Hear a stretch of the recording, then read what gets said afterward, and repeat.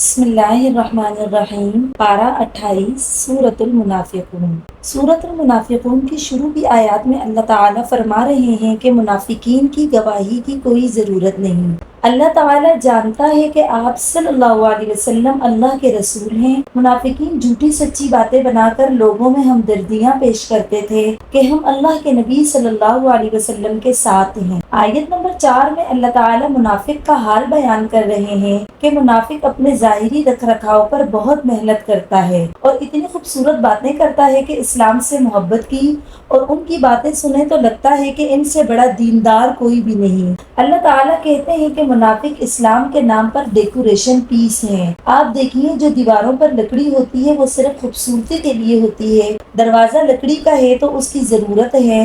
منافق جو ہوتے ہیں بس وہ ظاہر پوش ہوتے ہیں، اندر کچھ نہیں ہوتا۔ بعض لکڑیاں خوبصورت لگتی ہیں لیکن اندر سے کھوکھلی ہوتی ہیں۔ نفاق والے بھی کھوکھلے ہوتے ہیں۔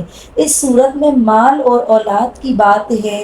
اصل بات یہ ہے کہ توکل جب انسان کرتا ہے نا تو اس کے راستے میں بعض دفعہ اولاد اور مال کی محبت آ جاتی ہے۔ ہم نیکیوں کے بہت کام کرنا چاہتے ہیں، ہم کہتے ہیں کہ ہم سب کچھ کرتے ہیں لیکن بچوں کی ضرورتیں دکھتی ہیں، یہ گھر خریدا، اگر نہ خریدا تو کیا ہوگا؟ تو دیکھیں کتنا لگاتے ہیں ہم اللہ کے راستے میں۔ اولاد اور مال بہت کمزور کر دیتے ہیں انسان کو۔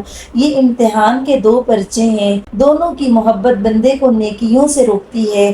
آزما کر دیکھ لیں تو ہم سب مل کر توکل کا رخ سیدھا کر لیں، جب موت کا فرشتہ آئے گا تو کوئی مہلت نہیں ملے گی۔ اس کے بعد سورۃ التغابن شروع ہوتی ہے۔ اس سورت میں اللہ تعالیٰ اپنی بزرگی بیان کر رہے ہیں اور آیت نمبر 2 میں ہمارے لیے شکر کا مقام ہے۔ آپ اپنے آپ کو تصور کریں میدان محشر میں کھڑے ہیں اور آج جو دنیا میں بڑی اونچی کرسیوں پر بیٹھے ہیں نیست و نابود دکھیں گے اور بعض پسے ہوئے کمزور دکھی لوگ، اللہ ان کو اونچی کرسیوں پر بٹھائے گا۔ یہ ہے تغابن کا دن، اور یہ ہے تغابن کا دن جس دن انسان نیکیاں بھر کر لائے گا اور لوگ آتے جائیں گے اس کی نیکیاں لے لیں گے۔ کسی کو گالی دی، کسی کی غیبت کی، کسی کا دل دکھایا، کسی پر بہتان لگایا اور بالآخر وہاں گناہوں کا ڈھیر جمع ہوگا۔ دنیا میں کسی کو عزت والا دیکھ کر مت رش کیا کریں۔ پھر آیت نمبر 11 بہت ہی پیاری آیت ہے۔ کوئی مصیبت آتی ہے تو اللہ کے حکم سے آتی ہے، اس لیے دوسروں کو الزام نہ دیا کرو۔ اور اللہ تعالیٰ کہہ رہے ہیں جو شخص ایمان لاتا ہے اللہ اس کے دل کو ہدایت بخشتا ہے۔ لوگ کہتے ہیں سمجھ نہیں آتا کیا ٹھیک ہے کیا غلط ہے۔ اللہ نے دل کے اندر ایک مفتی بٹھایا ہے، وہ یہ بتاتا ہے کہ کیا ٹھیک ہے اور کیا غلط ہے۔ اسی کا نام فرقان ہے۔ کیسے یہ فرقان ملتا ہے؟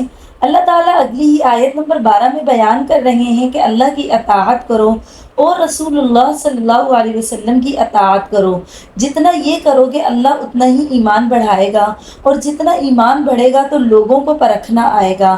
آیت نمبر 14 میں ایسے لوگوں کا تذکرہ ہے جو اللہ کے دین سے روکتے ہیں۔ کچھ لوگوں نے مکہ سے ہجرت کرنا چاہی لیکن بیویوں اور اولادوں کی محبت نے مدینے جانے سے روک لیا۔ اللہ نے کہا دیکھو یہ تمہارے دشمن ہیں۔ آج ایسا لگتا ہے کہ ہر وہ بندہ جس کو نماز سے، قرآن سے، اولاد یا گھر روک لیتا ہے، جہاں بھی ہم مجبور ہو جاتے ہیں ان چیزوں کی وجہ سے ہم دین کو چھوڑ دیتے ہیں، سمجھے وہاں یہ دشمن ہیں، ورنہ تو یہ نعمت ہے، اللہ کی رحمت ہے۔ اس صورت میں بھی آپ دیکھیے جو چیز ہمارے موضوع کے متعلق تھی وہ کیا تھی کہ ہم بیوی بچوں کی محبتوں میں پڑھ کر اللہ کے راستے کو نہ چھوڑیں۔ اس کے بعد سورۃ الطلاق شروع ہوتی ہے۔ یہاں طلاق کے نام پر سورت ہے۔ آپ دیکھیے توکل کی جو بہت بڑی ضرورت ہوتی ہے وہ شوہر اور بیوی کے معاملات میں ہوتی ہے۔ عورت ہر 2 لمحوں میں مشکل میں ہے۔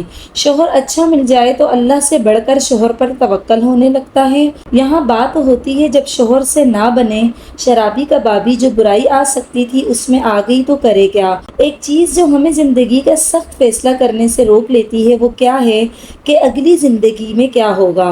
تو اللہ تعالیٰ اس پوری صورت میں ہمیں بتاتا ہے کہ پہلے تو طلاق ہی اس طریقے سے دو جیسے دینے کا اللہ تعالیٰ نے حکم دیا ہے۔ 3 ماہ جب ایک عورت مرد اکٹھے رہیں گے اور انہیں پتا ہے کہ بس چند دن کے بعد بچھڑنے والے ہیں، ہمیشہ کی جدائی ہے، تو پھر وہ ایک دوسرے کو اس مریض کی طرح دیکھیں گے کہ جس کی موت میں اب صرف 3 مہینے رہ گئے ہیں۔ ڈاکٹرز کے بقول جب بندے کو پتا چل جاتا ہے کہ یہ چیز تھوڑے عرصے کے لیے میرے پاس ہے تو قدر بڑھ جاتی ہے۔ یہ 3 مہینے انشاءاللہ ایسے دل پلٹیں گے کہ اللہ تعالیٰ کہتا ہے کہ شاید موافقت ہو جائے، اور اگر نہیں تو کوئی بڑی بات نہیں۔ جو کوئی اللہ سے ڈرتے ہوئے کام کرے گا، اللہ اس کے لیے مشکلات سے نکلنے کا کوئی راستہ ضرور پیدا کر دے گا، چاہے وہ حرام کو چھوڑنے کا ہو یا حلال کو اپنانے کا، دین کو اپنانا ہو یا دنیا کی غلط چیزوں کو چھوڑنا ہو۔ ارادہ کر لیں، یہ ہے توکل کی قسم۔ کوئی اسباب نہیں، کوئی حالات نہیں، نیت کر لیں۔ آیت نمبر 3 ہمارے لیے بہت ہی زیادہ اہم ہے۔ جب بھی کوئی غم ستائے، دنیا کا، دین کا، کوئی تکلیف دے تو اس آیت کا ترجمہ پڑھیں 10 دفعہ اور سمجھائیں اپنے آپ کو، جو اللہ پر بھروسہ کرے گا اللہ اس کے لیے کافی ہوگا۔ یہ صرف مال کے معاملے ہی میں نہیں ہوتا۔ ایک جگہ اچھی نہیں، اپنے دین کے لیے کسی کو چھوڑا، اللہ اس سے زیادہ اچھا رشتہ لے آئے گا۔ اور آیت نمبر 4 میں تقویٰ کے بہت زیادہ ثمرات ہیں۔ جو اللہ سے ڈرے گا اللہ اس کے کاموں کو آسان کرے گا۔ اس سورت کا پیغام توکل کے ناطے سے کہ کبھی زندگی میں ایک شخص کے ساتھ واسطہ پڑ جائے جو دین کے اعتبار سے کمزور ہے، بعض دفعہ کسی نیک عورت کا واسطہ کسی بد شخص سے ہو جاتا ہے، پوری کوشش کی جائے سمجھوتے کی، اصلاح کی، گھر میں رہتے ہوئے الگ رہیں، پیار سے، محبت سے۔ سورہ توبہ کی وہ آیت کہ تھوڑی مہلت دو، اللہ کا کلام سنیں، دل سوزی ہو، گھر میں رہتے ہوئے خدمت کر دی جائے، کھانا پکا دیا جائے، کپڑے دھو دیں اس کے، وہ بھی اس کے بدلے میں گھر کا سودا سلف لا رہا ہے، اور یہ ڈیل چلتی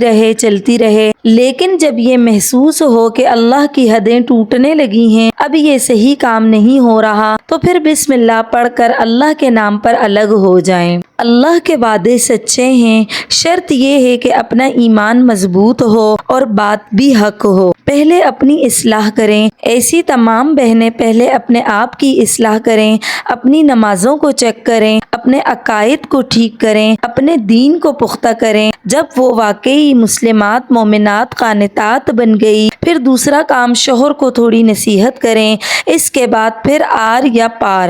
اسلام اس چیز کو بالکل پسند نہیں کرتا کہ نام کی شادی اور اندر کچھ نہیں۔ تو اس صورت میں توکل کا ایک بڑا اچھوتا انداز نظر آتا ہے۔ اس کے بعد اس پارے کی آخری سورت التحریم شروع ہوتی ہے۔ یہ بہت ہی خوبصورت سورت ہے۔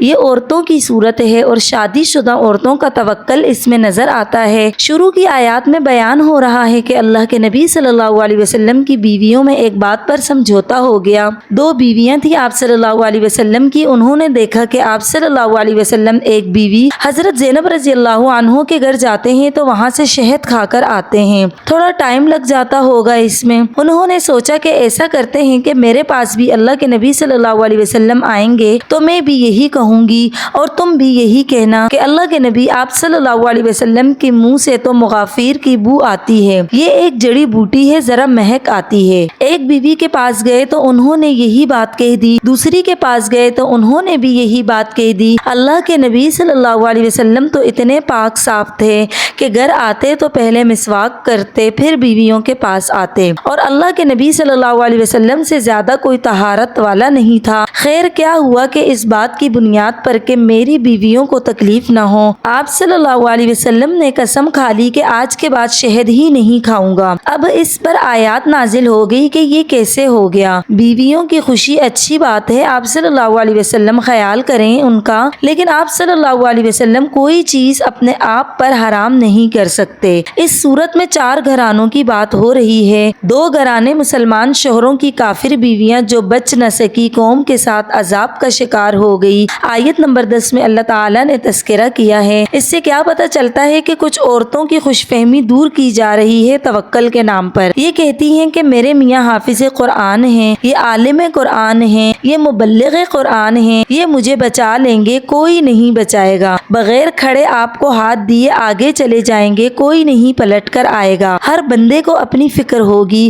اب اس کے برعکس 2 اور گھرانے ہیں، وہاں مرد دکھی نظر آ رہے ہیں۔ اس کا تذکرہ آیت نمبر 11 میں بیان کیا گیا ہے۔ یہاں حضرت آسیہ جو فرعون فرعون کی بیوی تھی پیچھے ہم پڑھ چکے ہیں۔ حضرت موسیٰ علیہ السلام کا جو جادوگروں سے معاملہ ہوا تھا، فرعون نے یہ سوچ کر لوگوں کو جمع کیا کہ آج موسیٰ علیہ السلام کی بے عزتی ہوگی، لوگ موسیٰ علیہ السلام کے خلاف ہوں گے۔ لوگوں نے جب سارا معاملہ دیکھا تو سجدے میں گر گئے، مسلمان ہو گئے۔ اس موقع پر روایات میں آتا ہے کہ بی بی آسیہ جو فرعون کی بیوی تھی وہ مسلمان ہو گئی، اس کا کفر بیوی نے قبول نہ کیا۔ فرعون نے بی بی آسیہ پر بہت ظلم کیا اس کے مسلمان ہونے پر۔ فرعون بی بی آسیہ سے دل سے محبت کرتا تھا، پسند کی شادی تھی، پہلے سے کوئی انبن نہیں لگی ہوئی تھی کہ کوئی الزام لگاتا کہ خراب ہو گئی۔ اسرائیلی روایت میں آتا ہے کہ یہ راتوں کو روتا تھا، ان کو جیل میں ڈال دیا کہ واپس آ جا، پلٹ آ اور مجھے ہی رب کے۔ بی بی آسیہ نے کہا اب تو یہ نہیں ہوگا۔ فرعون نے کہا میں تم کو مروا دوں گا۔ کہا مروا دو، کیا کرنا ہے زندہ رہ کر، کیونکہ ایمان والے کا دل دنیا میں تھوڑی لگتا ہے، وہ تو دن پورے کرتا ہے، وہ تو صرف اللہ سے مہلت مانگتا ہے کہ اے اللہ میں نے تو کچھ کیا ہی نہیں، کچھ کر کے آؤں تیرے پاس، آنا تو تیرے ہی پاس ہے۔ اس موقع پر پھر فرعون نے بی بی آسیہ کو سولی پر چڑھانے کی تیاریاں کی، اور عین اس وقت جب بی بی آسیہ کی جان جا رہی تھی، اسلام کے نام پر گھر تباہ ہو رہا تھا، کیا تھا سمجھوتا کر لیتی، شوہر ہی تھا نا، ساری حجتیں کرنے کے بعد وہ مار رہا تھا، یہ تو نہیں کہہ رہی تھی۔ اس وقت تختہ دار پر یہ دعا جو آیت نمبر 11 میں ہے بی بی آسیہ کی زبان پر آتی ہے۔ کہا جاتا ہے کہ ابھی بی بی آسیہ کی جان نہیں نکلی تھی، اس سے پہلے اللہ تعالیٰ نے آسمان پر بی بی آسیہ کو جنت کا محل دکھا دیا تھا، اور آیت نمبر 12 میں کنواری لڑکیوں کے لیے ایک مثال اللہ تعالیٰ بیان فرما رہے ہیں۔ حضرت مریم علیہ السلام کی اللہ کی طرف سے جو آزمائشیں آئی اس پر وہ پورا اتری، اللہ نے انہیں بہترین عورت بنا کر پیش کر دیا۔ دعا کریں کہ اللہ کے ساتھ ہمارا تعلق بڑھ جائے اور اسی پر توکل کریں، آمین